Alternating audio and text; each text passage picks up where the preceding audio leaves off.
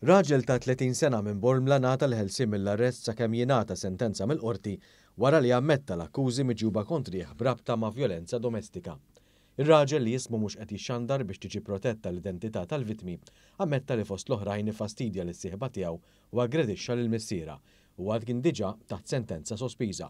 Fil-qorti nstema li r-raġel mar id-dar ta' fejn toqgħod il-mara li hija wkoll muliedu wara argument li beda bil-messaġġi bil-mowbajl.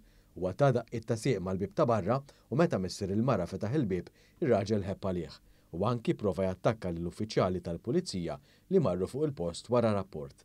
Id-difiża talbet għal-ħelsien mill-arrest bil-prosekuzzjoni ma toġġezzjonax imma talbet li tinħareġ ordni ta' protezzjoni għal-vittmi. Ir-raġel ingħata libertà proviżorja fuq depożitu ta' 500 euro u garanzija personali ta' 5,000 euro fost kundizzjonijiet oħra. Multa ta' 1500 li kien weħel kaċċatur dwar kaċċa illegali ġiet revokata fil-qorti tal-appell kriminali.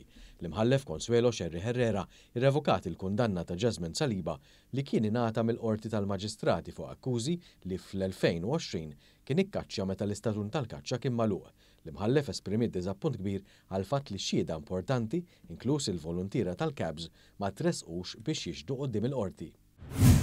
Mara ta' 46 sena li tgħix il-Gżira tpoġġiet taħt ordni ta' probation għal 3 snin wara li ammettiet li serqet xrieket tad-deb valur ta' kważi 1200 minn ħanut fil-belt. Hija ammettiet ukoll li żammet għandha affarijiet misruqa u li hi reċidiva. Il-qorti ordnat ukoll sabiex tħallas l-ammont tal-valur li serqet sabiex tikkumpensa għar-reat li għamlet.